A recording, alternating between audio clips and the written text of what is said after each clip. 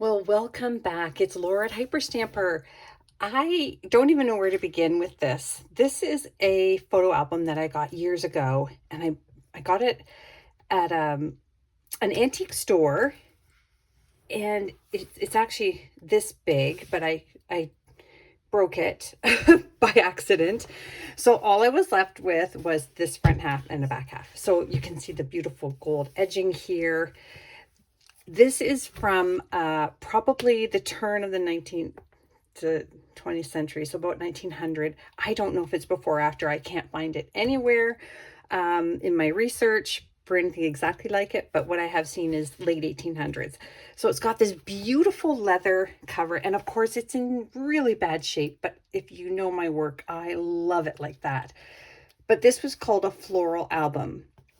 It's got this raised leather here. I mean, the workmanship on this was incredible. Unfortunately, this had probably a little tie or like a little elastic or leather piece, but that's long gone.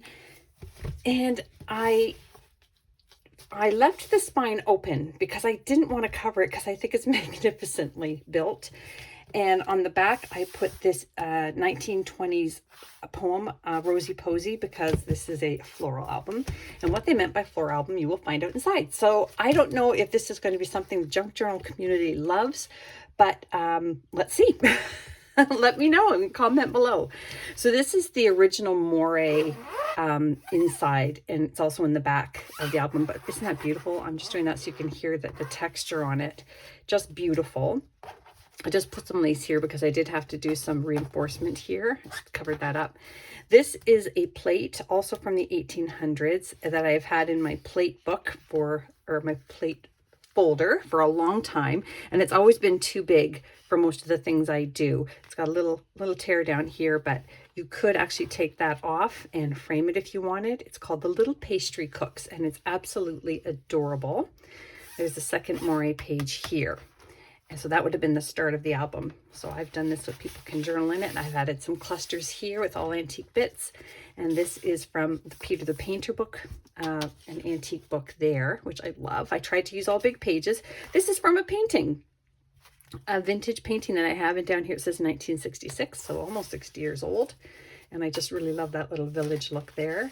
And then I put in this, since we have an 1800s theme going here, I did this 1895 page. Let me show you. It's really cool. On this side, it's got water bottles and knives. And then on this side, cooking utensils, all things to cook with. Look at that. I am in love with it. So just a really beautiful historic piece there. And I've got it in this little pocket here. And you can add to this. You can add tons and tons to this journal. This is the cover of a book I got. It was in too rough of shape to really make into a junk journal, but I loved it. So I put it here, and you can journal underneath there. And in this pocket, this is also from the 1800s, just a really pretty floral piece, antique paper on the back to journal on. This is an antique book page here. This is from the 20s. It's a design book page.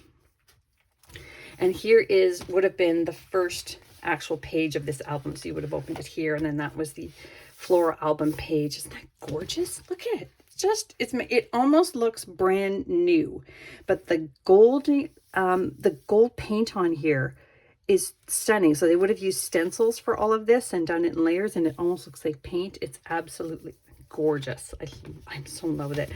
I left this page completely alone because you would have glued on a big family cupboard photo here, cabinet card photo. But I left it because I thought the new owner of this journal could do whatever they wanted on this page. So I left it true to itself. I put in here a little vintage envelope, glassine envelope with vintage and antique stamps in there from all over. And then there's another Peter Painter. Look at that plate. This little girl in the forest with a little Peter Painter there and the squirrel, little bluebird. This is from early 1900s as well. This page on birds. Vintage dictionary page. And I just thought this was, their color supports. And it's antique. And I just wanted to be in here because that reminded me of the era that this would have been used at the same time that the album would have been used. And this is just a little teeny tiny excerpt from a book of prayers, I believe. So I thought that was really sweet. It had no cover, so I'm not really sure what it was. And here is an original bus ticket here from London, England. That's a 1930. And so yes, here's the photo page. See how they have all the flowers around it? So it's broken in a lot of places. I tried to do some repair, but I also was very careful. So that's a 1937 calendar page there. I'm just going to tuck it inside. Whoever owns this, be very gentle when you lift.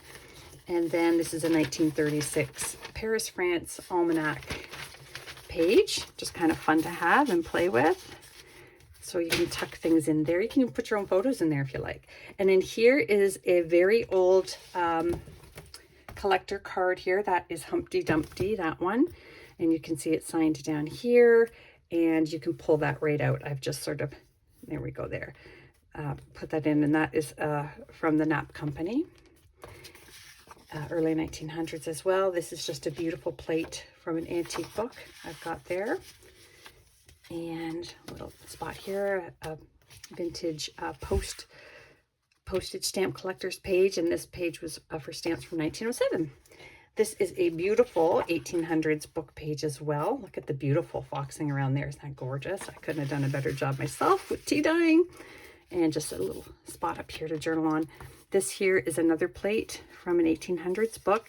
So you can pull that out and change it off if you want, but it's this little girl with her cat and her dog. And again, you can replace this or add to it. Just be very gentle there. Is that sweet? It's a beautiful little plate.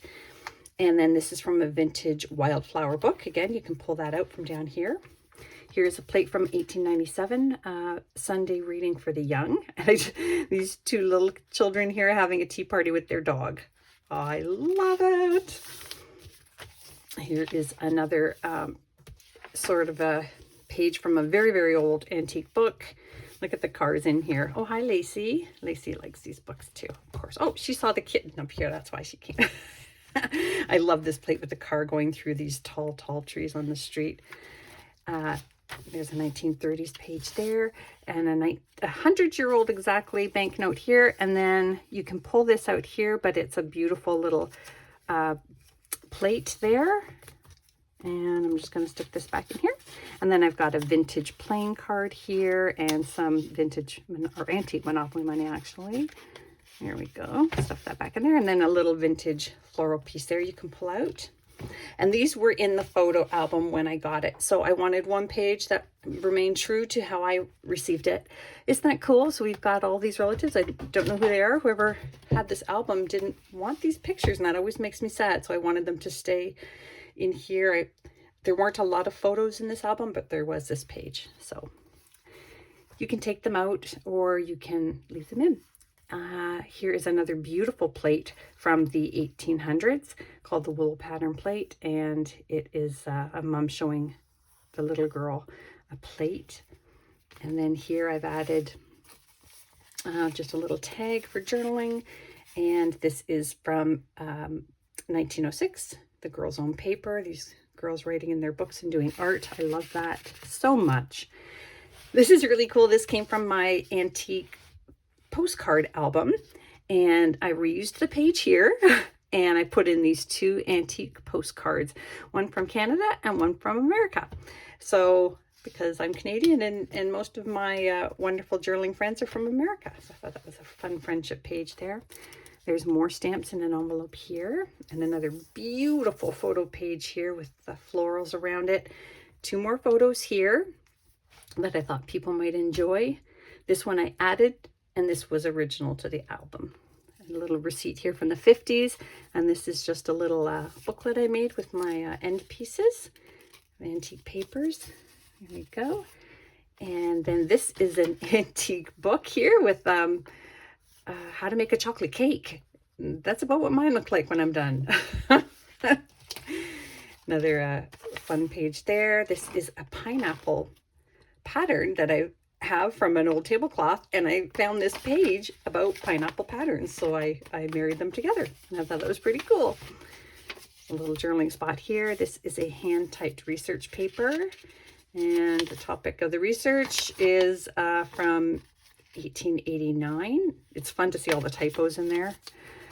There is a Wonder Bread receipt from the 50s, and then this is from the 1920s here. That is a flower, the dahlia, but I did take an alcohol marker and just tried coloring it a bit, and I like it. I like how that looks. I don't think it devalued, took anything away from the wonderful image. There we go. And then I put this plate in here as well, and I put a little tab on it so you can pull that out if you want. This is just a beautiful antique table runner there, applique. And then I put in this antique hanky here because it had the flowers on it, and I just sort of, be very gentle, I just tucked it in this gorgeous oval template. And then back here I added this lovely little 1950s baby card. Look at how cute this is. Isn't that sweet? Oh my goodness, I just love it. It's from Hilda. And this is interesting here. It's like a piece of lace, but it's really, it feels like they starched it. And then this is just the Garden of Memory antique book page. And I put that in here because it's a floral album. And because it's a floral album, I added some of my beautiful pressed flowers to the end there. But I did it so that you can take them out if you want and replace them. And that is the end. So I hope you love it as much as I loved making it. Yeah, let me know what you think below, and come back and visit soon. Hyperstamper.etsy.com if you'd like to purchase this beauty. Bye for now.